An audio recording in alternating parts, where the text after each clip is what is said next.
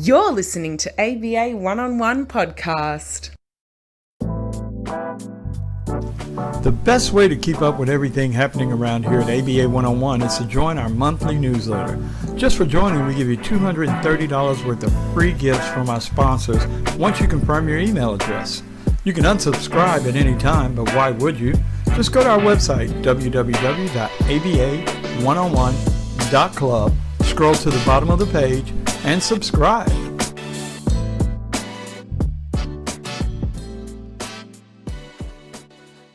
Sassy B Worldwide Productions. With over 25 years of entertainment experience, we have done it all. Celebrity appearances, red carpet events, image consultation, and branding design. Our clients range from American football stars to Hollywood celebrities and everyone in between. Want to make a splash in the entertainment industry? Then it's time to get sassy. SassyBWorldwide.com. Hey guys, it's time for a new episode of ABA One-on-One. Open up, yeah. Open up now. Open up. Open up, yeah. Open up. Open up now. I give a damn dog, give him a bone. Give a damn dog a bone. I give a damn dog, give him a bone. Give a damn dog a bone. I give him a bone. Hey guys, welcome back to ABA One-on-One. We got, some great American Australian talent in the house tonight. We got Coach Joey Wright from the former Adelaide 36ers and the NBL. Got Brian and Rick back here to join me again. So let's kick this thing off and talk basketball. Joey, welcome to ABA One-on-One. Thanks for having me on the show, guys. Appreciate it. Awesome. Cool. Awesome. Now, I'll kick things off. As you usually do. Okay. Now, Joey, you and I, we met once or twice, but this is a while back. Okay. We have a lot of the same friends in common, like, Fatty, Okay. Eddie Cox. Yep. Eddie, Everybody knows Fatty. yeah. Oh, well, yeah. see, yeah. He's my business partner. We got Okay. the sports royalty together. Okay. With our camps, and we also put that basketball page together. Okay. But with that, Rick, I'm charging Brian for that ad. well, come on, man. I'm trying to put it out there. I'm connecting the dots right now. But Joey, one of the things that you've done, okay? Because see, I played here too, and I played for Geelong Supercats, and I know that was one of the teams that you had played for when you first came. Yeah, out. that's right. That's right. Give us a little bit of insight on yourself as a player before we get into your coaching and how you saw basketball here in Australia as opposed to, back home or other places.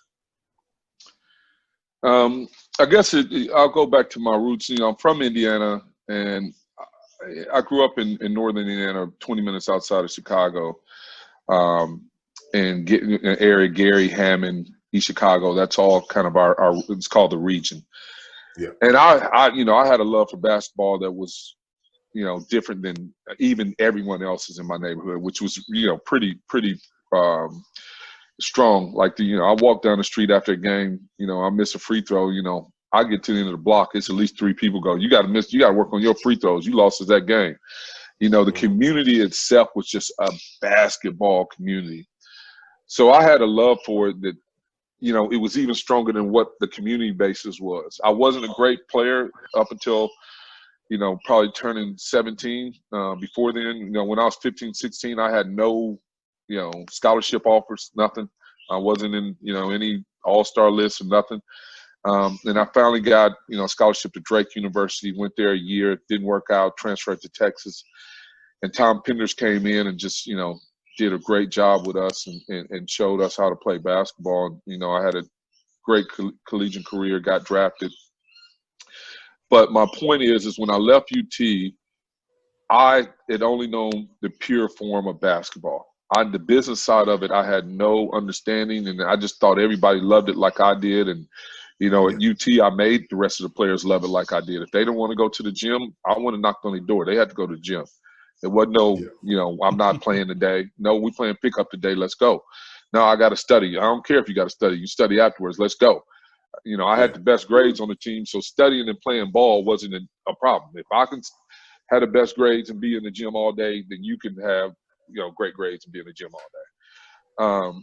So I thought, you know, everyone loved it like that, and then the business of basketball hit me. And I didn't know any of it because I'd never known anyone that got drafted. I didn't know anyone that played pro. And the business of basketball over the next 6 or 7 years just really wore on me. And I just said, you know, I didn't, you know, this is not what it's supposed to be. You know, we're supposed to be playing together and playing for fun and, you know, this, that. And it just wore me. So I early retired. You know, I stopped playing at about 28, I think 28, 29, something like that. But I come to Australia and really, really enjoyed the culture here. And I did enjoy the basketball culture as well. I really thought it was a great basketball culture, and I wanted to be a part of it. But I knew I wasn't going to be able to make a living from it down here because they wasn't paying. I go to some of these countries, and I played in Turkey, I played in Greece, played in Cyprus, not Greece, but Cyprus and Turkey, and you know, played in the Philippines, and I made more money over there than I was making here, but I really enjoyed the culture. So I just said, you know, I'm going to go back home, take care of my situations financially so that I can afford to come back here and coach. And that's what I did. Went and worked in real estate for 7 years. 7 years, 7 days. That's what I tell people. 7 years, 7 days a week I worked. So I got to the point where I could coach and not have to worry about the salary. And came back and been here ever since. Wow, that's what a great story. Yeah, that's interesting because I also great played story. And I do know that feeling as far as you're not going to make the living. At least not at that time period here. Oh yeah. So, right. Yeah, the kids now are making a lot more money. You know, I came out here I made more in 2 months in Turkey than I made out here the whole year. But it was Turkey. Yeah. And I got, you know, I came back with a bunch of bugs and viruses that I didn't go over there with. Yeah, I've been there before.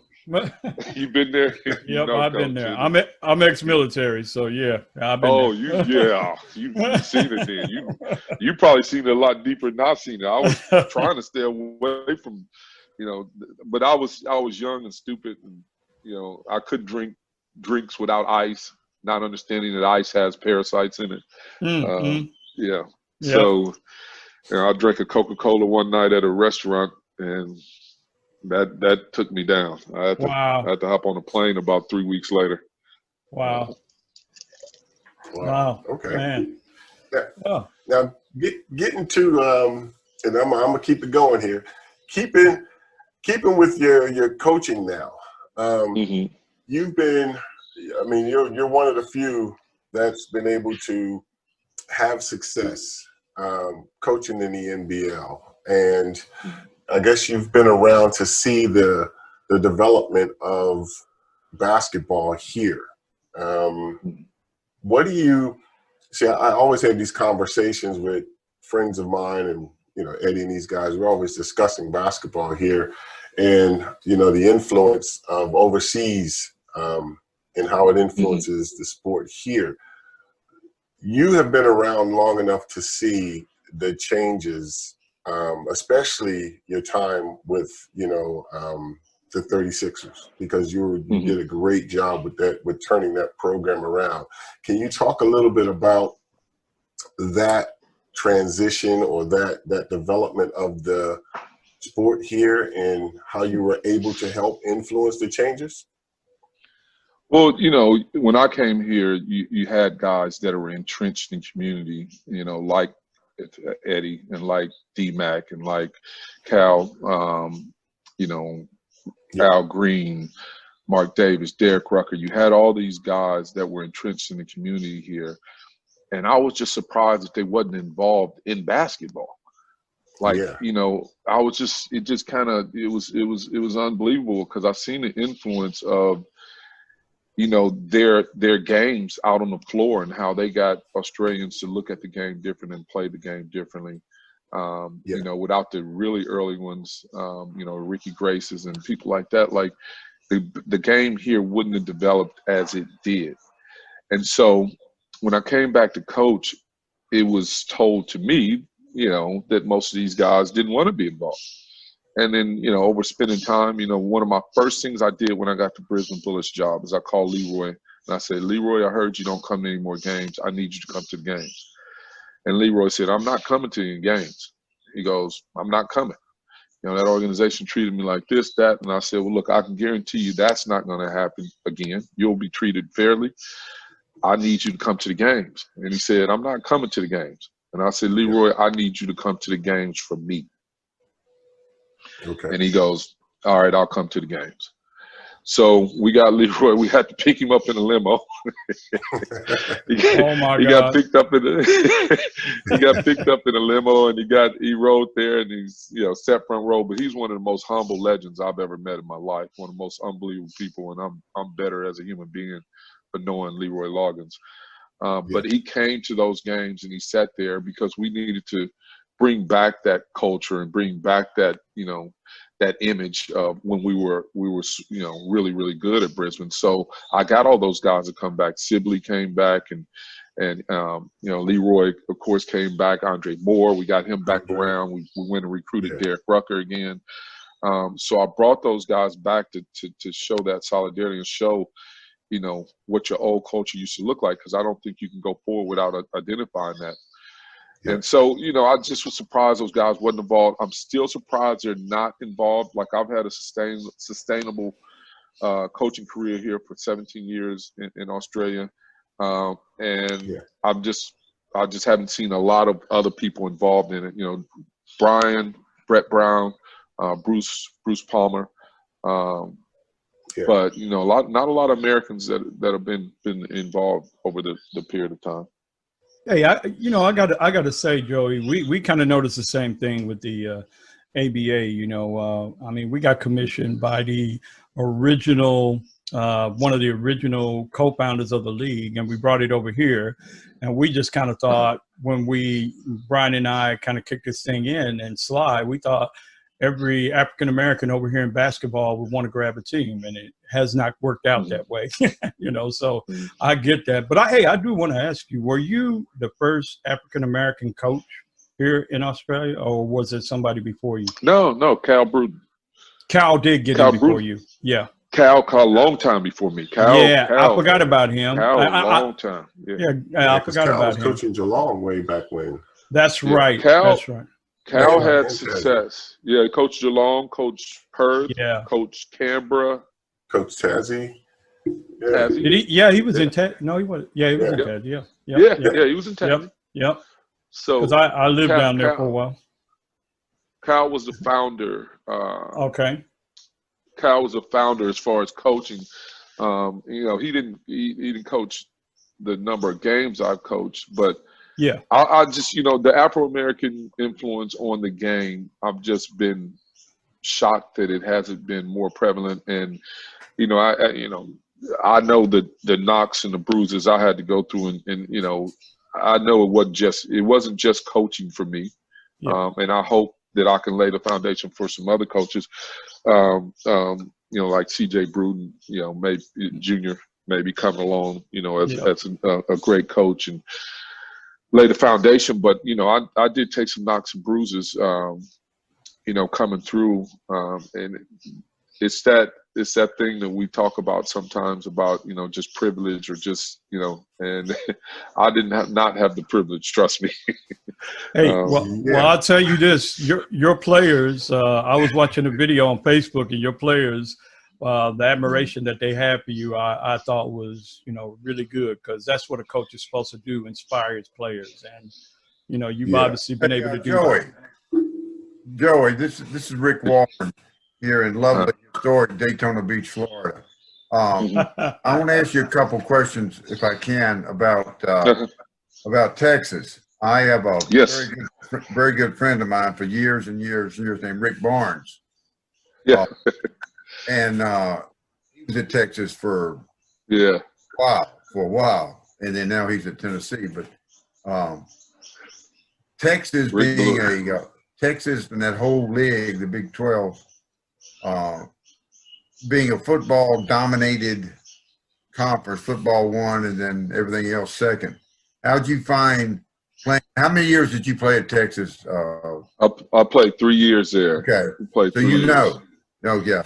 Who won? Did y'all win? Who won the league that year? Was that Oklahoma? Arkansas won it the 2 years I was there, and no, Arkansas won all 3 years I was there. I think So you were there in the Houston early won it 1 '90s. year. I was there early 90s. I didn't play in the Big 12. I played in the Southwest Conference. That's right. That's right. That's Yeah. right. So Yeah. Rick came in when it was Big 12. I played Southwest Conference. But this goes back to my analogy coming from Indiana. Now, I came from Indiana. I'm thinking basketball's king, right? I don't know any better. Like, it's like basketball is trumps football 3 times in the state of Indiana. Oh, yeah, absolutely. So I go to Texas, and, all of a sudden there's all these rules for football players, and not, we in the same dining hall with the football team, but the football team gets to pick where they want to sit at. We go in the dining hall, the football team has a late night snack at 9 o'clock. No other sport had it.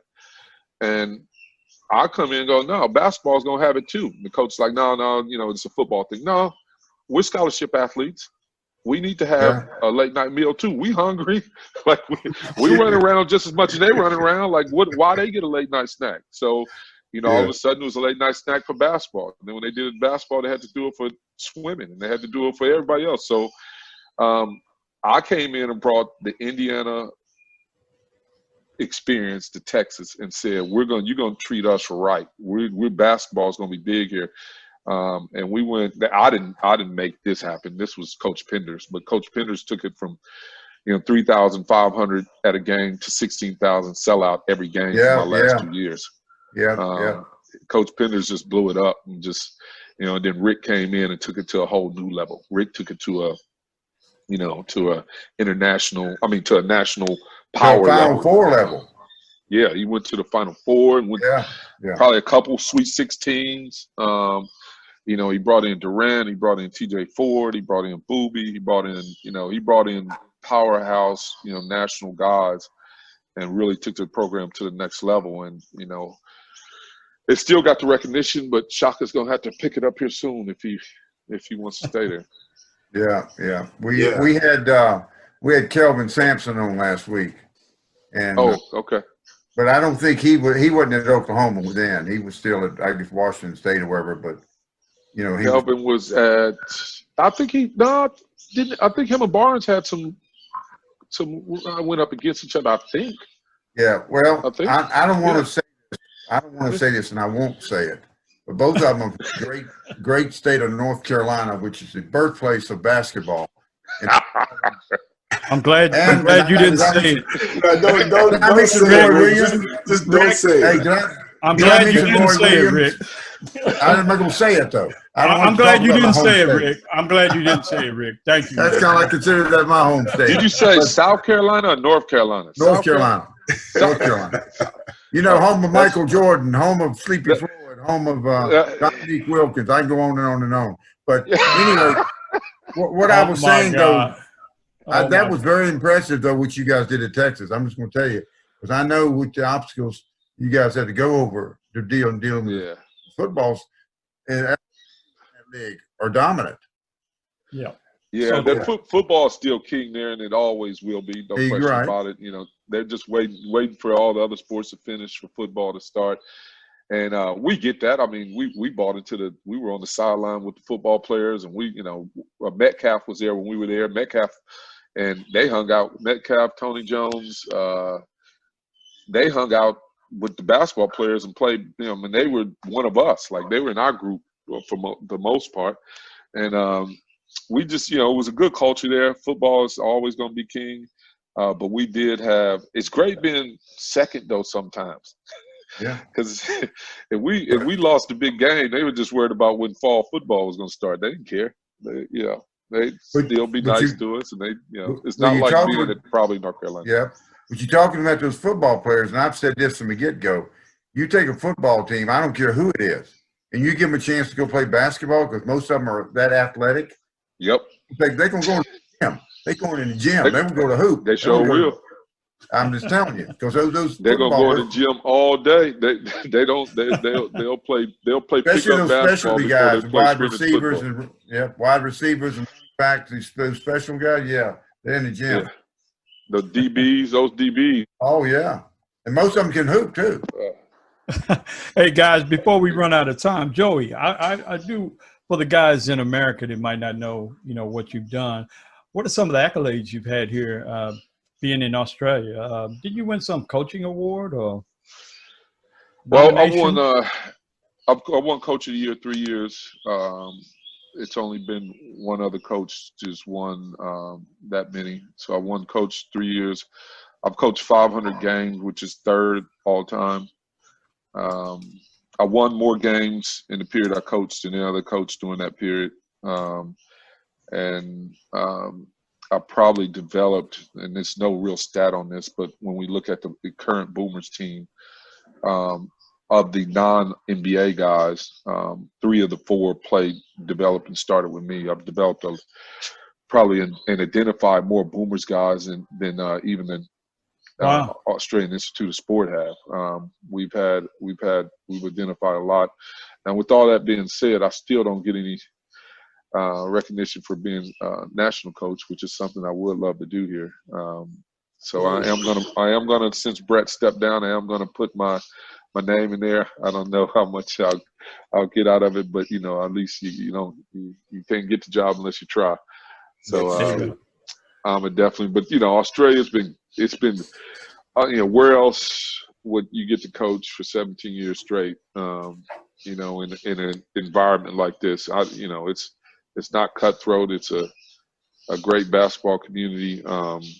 And what Larry Kesselman has done, of recent years is taking it to another level, allowing us to, I've always wanted to coach in the NBA, and our got a chance to, coach 2 preseason games against Utah Jazz. That would have never happened 20 years ago. We never even thought that would have happened 20 years ago.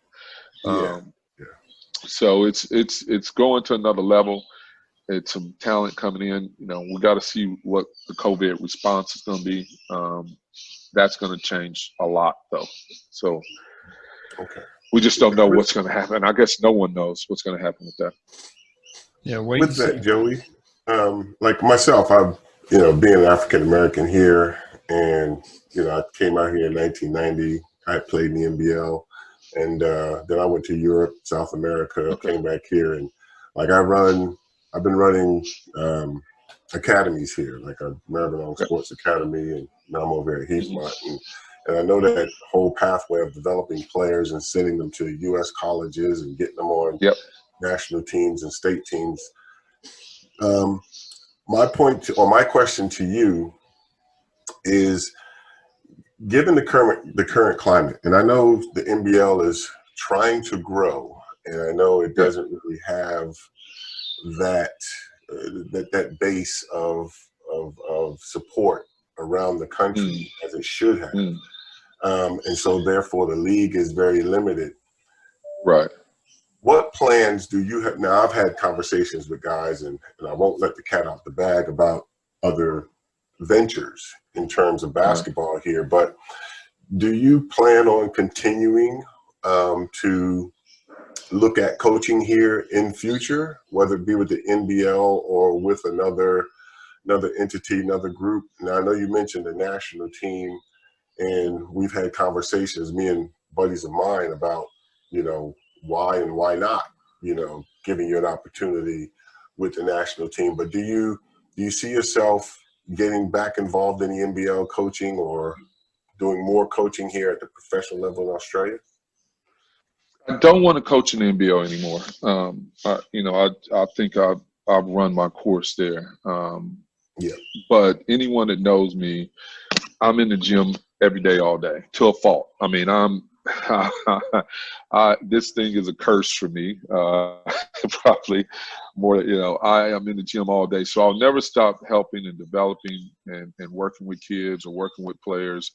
I mean, after I left the 36ers, a week later, I was still in the gym with 7 of them, working out, actually we were outside, working out outside in the outdoor courts. People are like, what are you doing? Like, you're not even coaching them. Well, why are you making them better for another coach? I'm not making them better for anyone. I'm just here because they want to get better.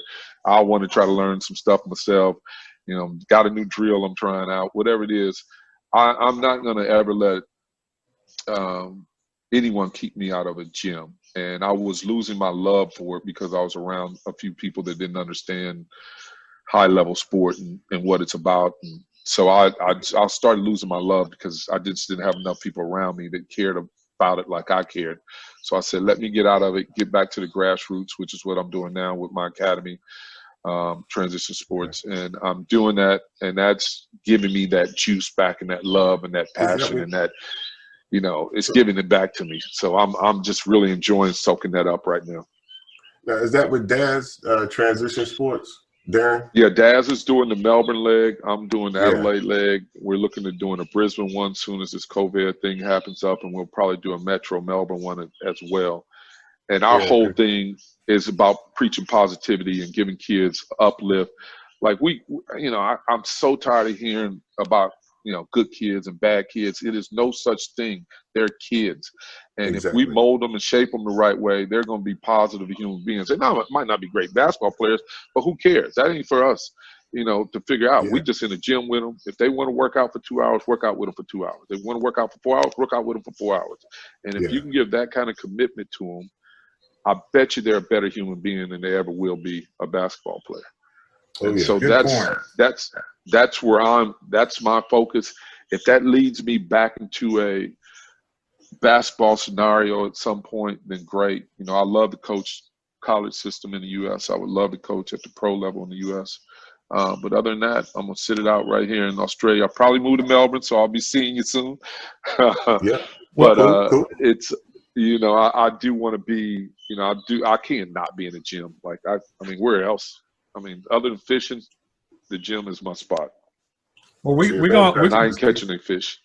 We're gonna be talking to you, Coach, because the ABA is growing here. It's okay. We getting there. So see, it's interesting that you mentioned Daz because Daz is a good friend of mine. I actually coached both his kids. They were in my academy. Oh, really? Yeah. Daz knows who I am. Like, okay. Oh, yeah. Daz is a great dude, man. I like his. He's a giver, and I like givers in the sport. Very much so. Yeah. Up until now, because now I gotta start feeding myself at some point. But for the 17 years I coached, I never charged a kid for individual for 17 years. But what I would do is I would only work out people that were truly committed to the game. Now, anybody couldn't just walk up to me and go, hey, can I work out with you? I go, I start asking them questions, this and that. And if I got down to the point where I figured out that they were my type of guy, whether it was female or male, they're going to show up and they're going to put the work in.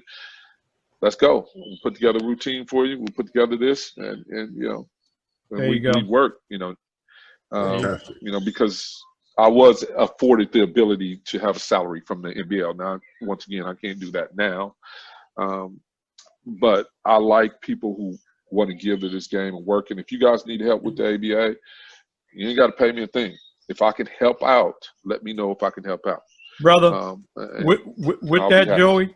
With that, you gotta be careful with that, Joey. Joey. You gotta be careful with that.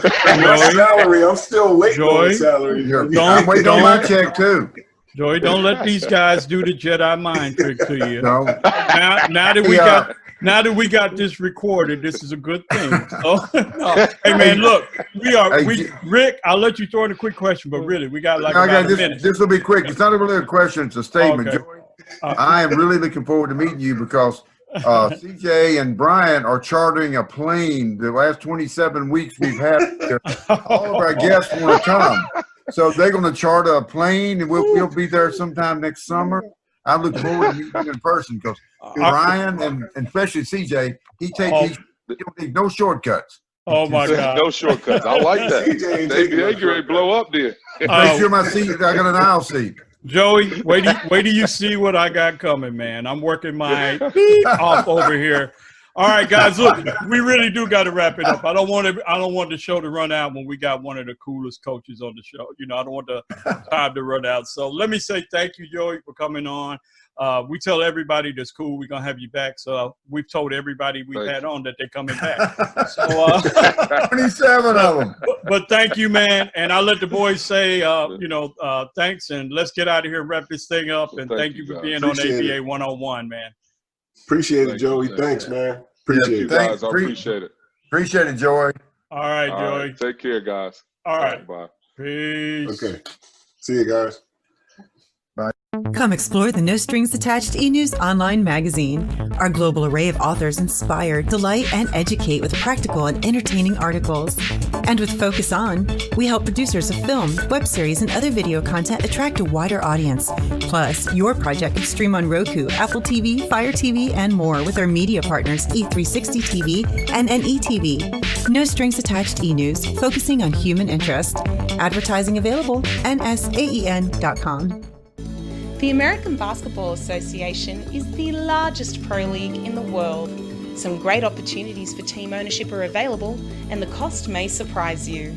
If you've ever thought about team ownership in a pro league, give us the opportunity to help make it a reality.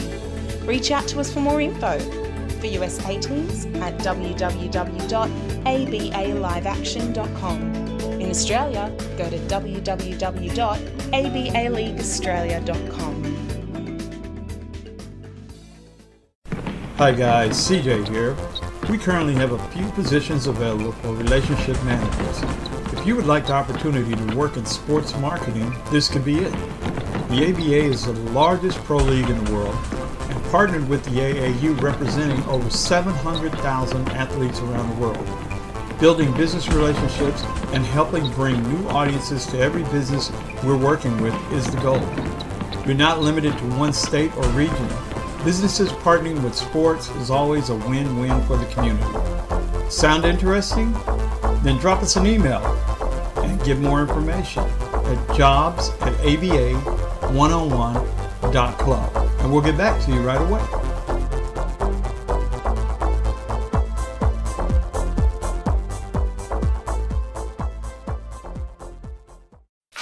Well, that's going to do it for this week. Remember, you can keep up with every episode by subscribing via our website. Follow us on social media and tell your friends about us. Next week, new guests, more basketball tips, more basketball stories about the game we all love. Till then, be safe and keep your eyes on the ball.